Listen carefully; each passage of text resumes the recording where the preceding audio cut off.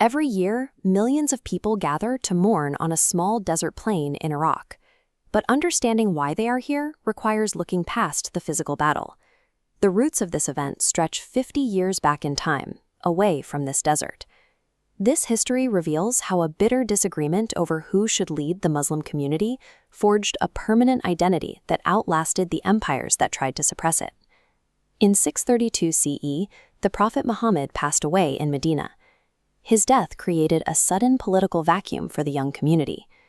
The community split over a question they had never answered: how to choose a new leader. Two competing tracks emerged. The majority believed leadership should be decided through consultation.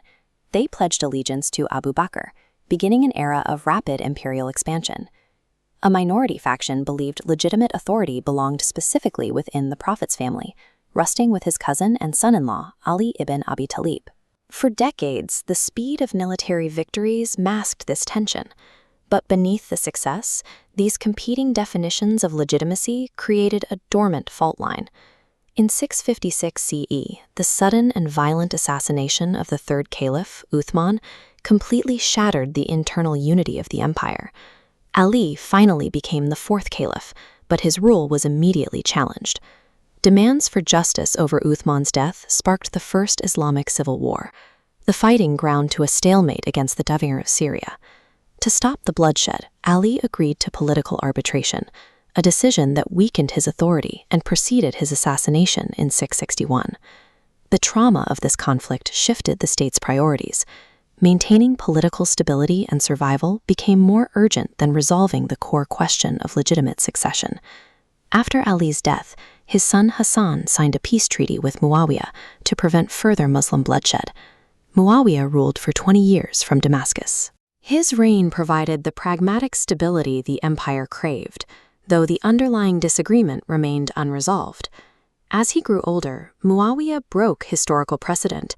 He explicitly designated his son, Yazid, as the next ruler.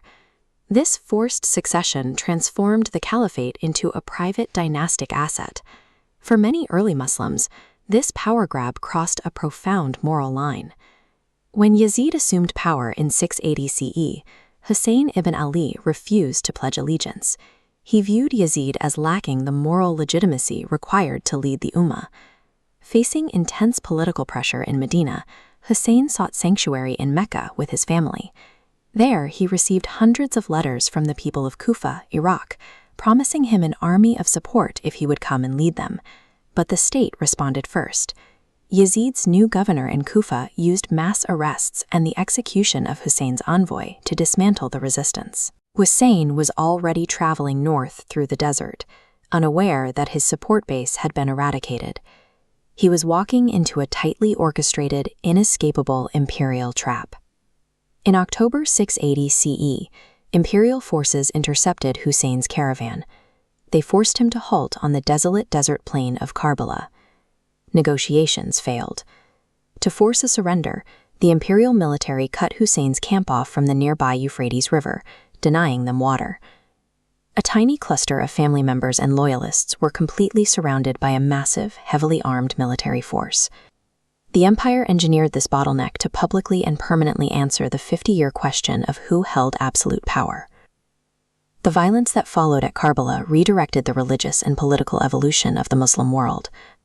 Husayn's stand separated the concept of mere political control from actual moral authority for millions of people.